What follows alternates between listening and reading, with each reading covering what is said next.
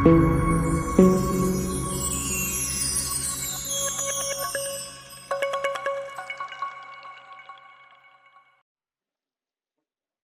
friends, welcome to Meera Mind Voice, day 94 in Big Boss House. என்னத்த பண்றாங்க உள்ள? இந்த வீடியோவை பார்க்கறதுக்கு முன்னாடி சப்ஸ்கிரைப் பண்ணாதவங்க சப்ஸ்கிரைப் பண்ணிக்கோங்க. இன்னைக்கு மார்னிங் பார்த்தீங்கன்னா ஏர்லி மார்னிங் அரௌண்ட் ஒரு 2 மணிலேருந்து 4 மணி அந்த மாதிரி பீரியட்ல நம்ம விஷால் எழுந்து வந்து பயங்கரமா மன்னிப்பு கேட்கிறாரு. சர்ஷிகா கிட்ட, அவங்க அம்மா கிட்ட எல்லாம் கேட்டுட்டு, ஆனா அஞ்சிதாவை பத்தி மட்டும் வேற விதமா பேசுறாரு. இதை தானங்க நேற்றுக்கு வந்தவங்க எல்லாருமே சொல்லிட்டு இருக்காங்க, என்ன பண்ணிட்டு இருக்கேன்னுட்டு. ஓகே, வெளியில வந்து நான் மன்னிப்பு கேட்கறேன் அப்படின்னுட்டாரு. மனசளவுல ரொம்ப உடைஞ்சு போயிருக்காரு, தூக்கம் கூட வராம அலைஞ்சிட்டு இருக்காரு. ஃபைன். அடுத்தது மார்னிங் எழுந்த உடனே ஆரம்பிச்சிடுறாங்க கார்டன் ஏரியால உட்காந்து. நம்ம ரவி சார் வந்து உட்காந்து ஃபர்ஸ்ட் முத்துவ, நீ வந்து இப்படி பண்ணலாம் அப்படி பண்ணலாம், ரெட் கார்டு கொடுக்கலாம், ப்ளூ கார்டு கொடுக்கலாம், என்னென்னமோ பேசுறாருங்க எல்லார்கிட்டயும். ஆனா நிறைய டேட்டா கொட்டி கொடுக்குறாரு. வெளியில இப்படி இருக்கு அப்படி இருக்குங்கிறத இவங்களை தெரியாமல் இவங்களை அறியாமலே உளறாங்களா, அறிஞ்சு சொல்றாங்களா, பிக்பாஸ் ஓரளவுக்கு சொல்லுங்கன்னு சொல்லி அனுப்பிச்சிருக்காரு அப்படிங்கிற மாதிரி நேற்றுக்கு ஆர்னவ் கூட சொன்னாரு. நீங்க போய் ரோஸ் பண்ணுங்கன்னு சொல்லிதான் அனுப்பிச்சாங்கன்னுட்டு. ஆனா அதை எந்த இடத்துல நிறுத்தணும், எவ்வளவு தூரம் பேசணுங்கிறது இவங்களால கணிக்க முடியல. உள்ள வந்து கிச்சன்ல டீ காஃபி எல்லாம் போயிட்டு இருக்கு. ரேஷன் இந்த தடவை 6000 ரூபாய்க்கு தானே வாங்கினாங்க. இப்படி பிக் பாஸ் வேர்டு இன்னும் 8 பேரையும் உள்ள அனுப்பிச்சு விட்டு, அதுவும் எல்லாரும் அவங்கவுங்களுக்கு எனக்கு டீ, எனக்கு காஃபி, எனக்கு வந்து ஹெல்த் மிக்ஸ்லாம் ஆர்டர் கொடுக்குறாங்க. எப்படி சமாளிக்க போறாங்க இவங்க தெரியல. அண்ட் இவங்க அத்தனை பேருமே முதல்ல வெளில போனது ஃபேட்மேன் ரவீந்தர், அடுத்தது ஆர்னவ், அதே மாதிரி ஒவ்வொருத்தரும் வந்துட்டு within a week or two Varshini, Riya எல்லாமும் அப்படிதான் போனாங்க. சாச்சினா ஒருத்தர் மட்டும்தான் முதல் வாரம் வெளியில போயிட்டு திரும்ப வந்துட்டு கொஞ்ச நாள் டிராவல் பண்ணிட்டு திரும்ப வெளியில போனது. ஆனா இந்த கடைசி வாரம் இவங்களை கூட்டிட்டு வந்து உள்ள விட்டு நீங்க வந்து 4 நாள் விளையாடி இவங்க 2 பேரை வெளில தூக்கலாங்கிறது எந்த விதத்துல நியாயம்? இது உண்மையிலேயே பண்றாரா பிக் பாஸ், அல்லது பிராங்கா, அல்லது கடைசியில இவங்க யாருமே சரியா பண்ணலன்னு சொல்லிட்டு மிட் வீக் எவிக்ஷன் இருக்கிறவங்கள ஒத்தரை வெளியில கூட்டிட்டு இவங்க எல்லாருமே போயிடுவாங்களா? ஏன்னா ஆல்ரெடி 8 பேர் இருக்காங்க, 2 பேர் ரிப்ளேஸ் பண்றாங்க அப்படின்னா வீக்கெண்ட் திரும்ப 2 பேரை எவிட் பண்ணணும், அப்புறம் 6 பேர் இருப்பாங்க. இது என்ன காம்பினேஷன்ல போகுது ஒண்ணுமே புரியலீங்க ஆக்சுவலா. ஸோ இவங்க உட்காந்து பேசிட்டே இருக்காங்க. இவர் வந்து ரவி வந்து இவங்கள முக்குவை பத்தி பேசிட்டு இருக்காரு.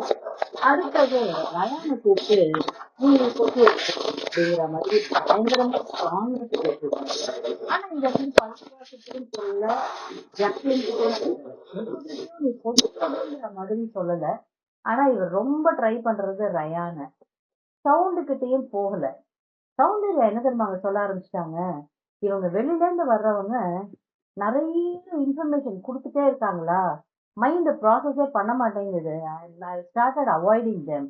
எனக்கு இவ்வளவு இன்ஃபர்மேஷன் வேண்டாம் வெளியில இருந்து, நான் என் பாட்டுக்கு ஒரு வழியில போயிட்டு இருக்கேன், எங்களை குழப்பாதீங்க அப்படிங்கிற லெவலுக்கு அவங்க வந்துட்டாங்க. மேபி அதுதான் ஒரு நல்ல ஒரு விஷயமா இருக்கும் இவங்களுக்குன்னு நினைக்கிறேன். அதை ஃபாலோ பண்ணா பெட்டரா இருக்கும். பிகாஸ் இவங்க பேசுறது ரொம்ப நம்மளையே குழப்புது. சௌந்தர்யா சொல்றாங்க, நம்ம என்ன ஹோட்டலா நடத்துறோம், வந்து எடுத்துட்டு போக சொல்லுங்க, யாரோட டீயோ காஃபியோ கொண்டு போய் எல்லாம் கொடுக்க முடியாது அப்படின்னுட்டு. ரவீந்தர் மட்டும் ஓகே, அவருக்கு மட்டும் எல்லாரும் சர்வீஸ் பண்றாங்க, தட் இஸ் ஃபைன். ஏன்னா அவருக்கு வந்து எடுத்துட்டு போறது கஷ்டம். பட் மற்றவங்க எல்லாம் எல்லாருமே ஹவுஸ்மேட்ஸ் தானே, வந்து எடுத்துட்டு போலாமே. தெரியல. அடுத்தாப்புல எல்லாரையும் உட்காத்தி வச்சு இப்ப நம்ம 18 பேர் இருக்கோம். So lettuce find a new complete team.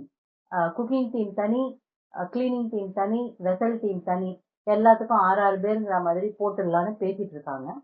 உள்ள உட்காந்து சிவகுமாரும் அருணும், நீ வந்து அன்னைக்கு அது பண்ணின, நீ வந்து இன்னைக்கு இது பண்ணின, இத நடுப்புற முத்துவை வேற கூப்பிட்டு இன்சிடென்ட் எல்லாம் சொல்லி இந்த நேரத்துல நீ இப்படி பண்ணினது தவறு அப்படின்னுட்டு உட்காந்து டிஸ்கஷன் ரொம்ப போயிட்டு இருக்கு. நேத்திக்கு நைட்டும் அவங்க டிஸ்கஷன் பயங்கரமா போயிட்டு இருந்தது. அருண் வந்து காணாமையே போயிட்டாரு. மோரார்லெஸ் எல்லாரும் வெளியிலேருந்து வந்ததுலேருந்து.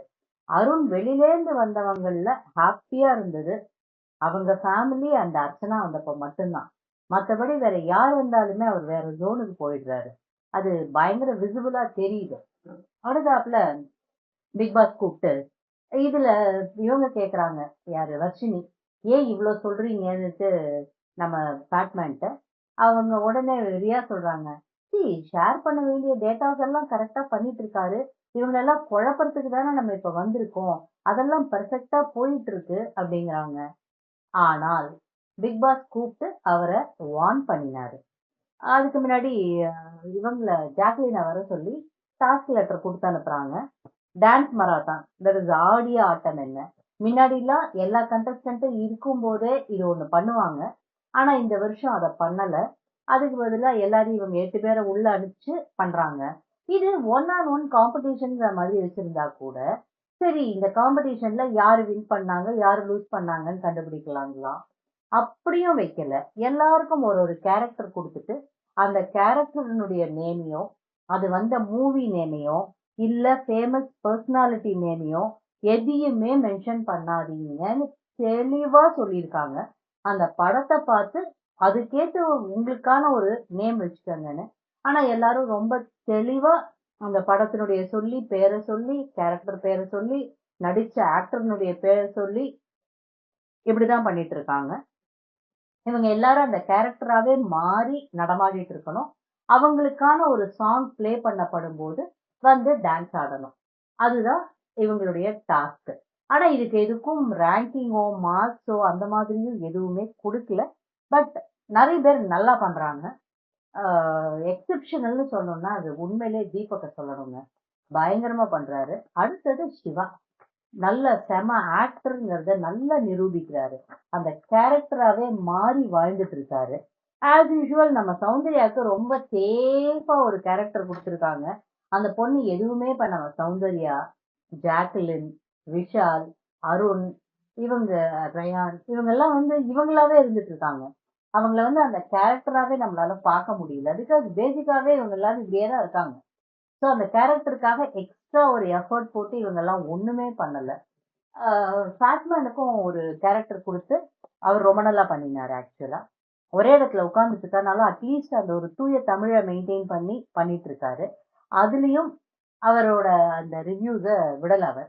பட் பிக் பாஸ் வந்து அவரை உள்ள கூப்பிட்டு எதுக்கு கன்ஃபெஷன் ரூமுக்கு வர சொல்லி இந்த டாஸ்க் தான் பண்ணணுமான்னு அவர் கேட்கும் போதே உங்க உள்ள இருக்கிற டேட்டாவெல்லாம் தூக்கி போட்டுட்டு உங்க உள்ள இருக்கிற என்டர்டெய்னரை தட்டி எழுப்புங்க, அந்த ப்ரொடியூசர் அந்த டைரக்டரை தட்டி எழுப்புங்க அப்படின்ன உடனே தீபக் சொல்றாரு, நான் ஒரு 2 நாள் கழிச்சு எல்லாரும் பேசி முடிச்சதுக்கு அப்புறம் டேட்டா எல்லாம் வாங்கலாம்னு நினைச்சேன் பிக் பாஸ். ஒன்னு பிக் பாஸ் சொல்லிட்டாரு, வெளியில வாங்க, மொத்த டேட்டாவையும் நீங்க தெரிஞ்சுக்கலாம் அப்படின்னுட்டு அவரை உள்ள கூப்பிட்டு பிக் பாஸ் வார்ன் பண்ணினாரு.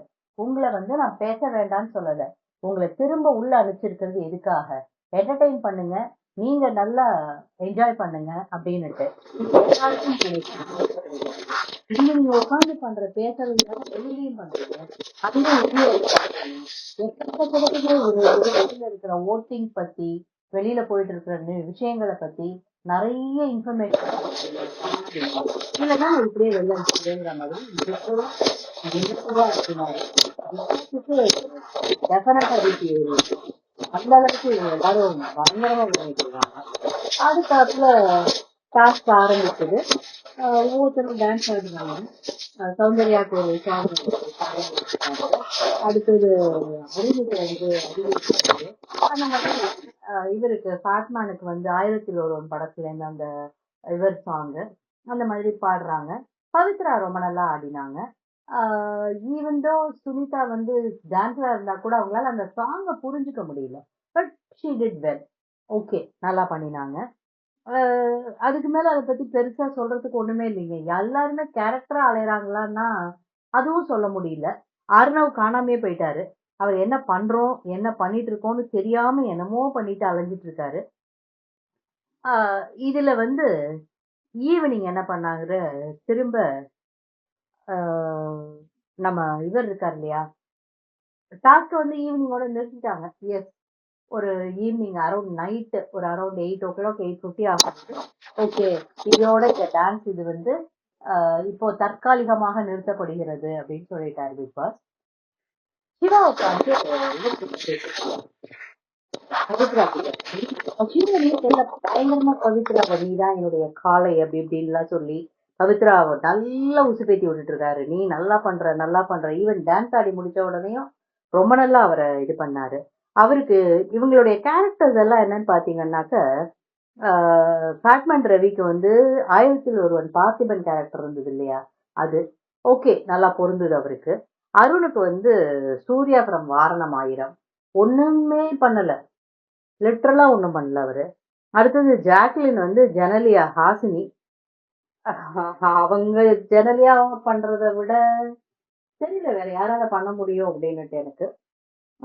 அடுத்தது சிவாக்கு வந்து அஜித் ஃப்ரம் மங்காத்தா, அவருக்கு பயங்கரமா தலையெல்லாம் கூட கலர் மாத்தி ரொம்ப நல்லா பண்ணியிருந்தாரு. தீபக்கு படையப்பா ரஜினி, முத்துக்கு வந்து விஜய் சேதுபதி சுமார் மூஞ்சி குமார், பாவம் அந்த பையனுக்கு டயலாகா பேசி என்னமோ பண்ணி ஒப்பேத்திட்டு இருக்கான். அடுத்தது வர்ஷினி வந்து தேவசேனா ஃப்ரம் பாகுபலி, நான் என்ன பண்றதுன்னு எனக்கு தெரியலையேங்கிற. அட்லீஸ்ட் அந்த தேவசேனா மாதிரி ஒரு நடையாவது நடக்கலாம், அது கூட வரல அந்த பொண்ணுக்கு. ரயானுக்கு வந்து மன்மதன் சிம்பு, நார்மலாவே அவர் வர வர பயங்கரமா எல்லாருக்கும் அப்படியே அள்ளி அள்ளி கொடுத்துட்டு இருக்காரு. இது இந்த கேரக்டர் வேற கொடுத்தோன்னு கேட்கணுமா, அதிவாவே வாழ்ந்துட்டு இருக்காரு. சாச்சனாக்கு வந்து நீலாம்பரி ரம்யா கிருஷ்ணன், அவங்களுக்கு ஆப்போசிட்டா தீபக். இது என்ன காம்பினேஷன் பிக் பாஸ், என்னன்னு கொடுத்துருக்காருன்னு தெரியல. சௌந்தர்யா வந்து தனபுரம் இல்லை, அவங்க அப்படியே அந்த தனம் வந்து கண்ணபி சிந்தி சிந்தி நடக்கிறத மட்டும் பண்றாங்களே தவிர ஒரு டைலாக் ஒரு இது ஒன்னும் பண்ணல. ஆர்னவுக்கு வந்து மேடிபுரம் அலைப்பாயுதே, பாவம் அந்த கேரக்டரை போட்டு சாவடிச்சிட்டு இருக்காரு அவரு. பவித்ராவுக்கு தசாவதாரம் அசுனோட கேரக்டர், நல்ல ஓரளவுக்கு அந்த கேரக்டருக்கான லாங்குவேஜை கொஞ்சம் மெயின்டைன் பண்றாங்க அவங்க. டான்ஸும் ரொம்ப நல்லா பண்ணாங்க. சுனிதா வந்து பமல் கே சம்பந்தம் சிம்ரன், நான் தான் டாக்டர்னு சொல்றாங்களே தவிர டான்ஸ் மாஸ்டரா தான் இருக்காங்க இப்போதைக்கு அவங்க வீட்டுக்குள்ள. ரியா வந்து என்ன கேரக்டர்னே தெரியல, ஆனா நல்லா அழகா ட்ரெஸ் பண்ணிட்டு நின்றுட்டு இருக்காங்க.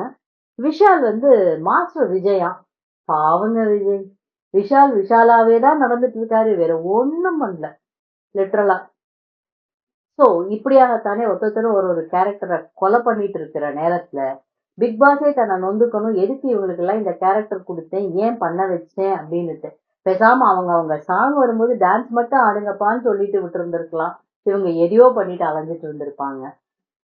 அடுத்தாப்புல நைட்டு லைட்ஸ் எல்லாம் ஆஃப் ஆனதுக்கு அப்புறமா திரும்ப லைட்ஸ் ஆன் பண்ண சொல்லி லிவிங் ஏரியாவை மட்டும் சாச்சனா, ரியா, வர்ஷினி, அதுக்கப்புறம் சிவா அண்ட் இன்னும் தெரியாரு தர்ஷா, இவங்களை வந்து உட்கார சொல்லி பறவை எடுத்துருங்க, வெளியில இருக்கிற உங்களுக்கு கண்டென்ட் இது எப்படி எப்படி வெளியில ப்ரொஜெக்ட் ஆச்சு எல்லா விஷயமும் ஷேர் பண்றீங்க. இப்படி ஷேர் பண்ணுவீங்கன்னாக்க இப்பயே கதவை திறக்கிற வெளில வந்துருங்க. நாளைக்கு காலம்புற பிஃபோர் வேக்கப் சாங் உங்க அத்தனை பேரையும் வெளில கூப்பிட்டுருவேன். உங்களுக்கு எல்லாருக்குமே இது கிடைச்சிருக்கிறது செகண்ட் சான்ஸ். உடனே நம்ம சாச்சனா தேவி வந்து பிக் பாஸ் நாங்க ட்ரை பண்றோம், என்னது ட்ரை பண்றீங்களா, நோவே, எதுவுமே பேச மாட்டோம்னு அவங்க வாயால வர்ற வரைக்கும் பிக் பாஸ் ஹிஸ்டரியிலேயே முதல் தடவையா லைட்ஸ் ஆஃப் பண்ணதுக்கு அப்புறமா திரும்ப லைட்ஸ் ஆன் பண்ணியிருக்கோம் நாங்க அப்படின்னு சொல்லி. லைட்ஸ் ஆஃப் இருந்ததா, லைட்ஸ் ஆஃப் ஆனதுக்கு அப்புறம் தானே வீடு முழுக்கவே ஜெகஜோதியா இருக்கு. அதுக்கப்புறம் தானே எல்லாருமே எல்லாம் சமைக்கிறாங்க, சாப்பிடுறாங்க, இருட்டு கடை திருட்டு பிரியாணிங்கிறாங்க, எல்லாமே லைட்ஸ் ஆஃப்க்கு அப்புறம் தானே பிக் பாஸ் நடக்குது. இது என்ன புது விஷயமா நீங்க சொல்றீங்க, நினைக்க தோணினது. ஸோ எல்லாரையுமே வார்ன் பண்ணி என்ஜாய் பண்ணுங்க, உங்களுக்கு கொடுத்த டைத்தை நல்லா ஸ்பெண்ட் பண்ணுங்க, ஆனால் இதுக்கு மேல எதுவும் ஷேர் பண்ணக்கூடாது. இவங்க அழகா ஜாலியா உட்காந்து எல்லாருக்கிட்டையும் எல்லாம் இன்னும் கொஞ்சம் விட்டா நீ நேற்றுக்கு தான் சாட்சினா கொண்டு சொன்னா நீ நானும் கையை தூக்கிட்டு நிப்போன்னு அப்படின்னுட்டு இப்படிதான் எல்லாரும் பேசிட்டு இருக்காங்க. ஆனால் ஒரு விஷயம், இந்த 8 பேர்ல இருந்து இப்ப இருக்கிற 8 பேரை ரிப்ளேஸ் பண்ணி அங்க யாராவது இருந்தாங்கன்னா பிக் பாஸ் ஹிஸ்டரியிலேயே, பிக் பாஸ் வரலாறுலேயே நடக்கக்கூடாத ஒரு நிகழ்வாதான் அது இருக்கும். இவங்க யாருமே டிசர்விங் கிடையாது. பிகாஸ் இவங்க அத்தனை பேரும், ஆல்ரெடி இருந்த 8 பேரும் எவ்வளோ டாஸ்கையும் பண்ணி, ஜாக்லினும் அருண்லாம் சொல்ற மாதிரி, யார் என்ன கமெண்ட் வச்சாலும் சரி, எதிர்மறையா இருந்தாலும் சரி, இதுவா இருந்தாலும் சரி, அத்தனையும் ஏத்துண்டு அதை டைஜஸ்ட் பண்ணிட்டு அதுல இருந்து மூவ் ஆன் ஆகி இவ்வளோ தூரம் விளையாடி முன்னாடி வந்திருக்காங்க. அசால்ட்டா இவங்க இந்த மாதிரி மாத்துறதுங்கிறது இட்ஸ் நாட் ஃபேர்.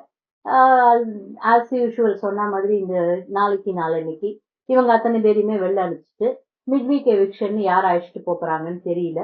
வெளியில இருக்கிற இதெல்லாம் பார்த்தோம்னா பவித்ரா வெளில வர மாதிரி தான் சொல்றாங்க. அப்படி வந்தால் அது அந்த பொண்ணுக்கு நியாயமா படல.